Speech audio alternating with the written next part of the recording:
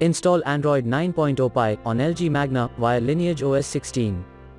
Please check the description for important notes and all the download links.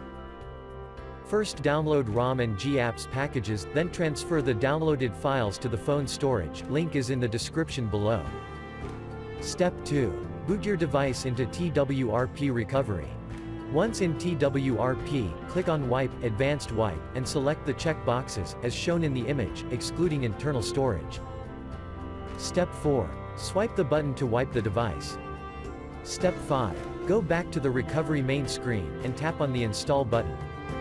Step 6. Navigate to the storage, and select the ROM zip file. Step 7. Finally, swipe the button on the screen, to install ROM file. Step 8. Flash the GApps zip package, in the same manner. Step 9. After GApps flashing completes, select Wipe Cache and Dalvik from bottom left side of screen, and swipe to wipe. Step 10. When the flashing process is complete, hit Reboot System. That's it, you have successfully installed the ROM on your device.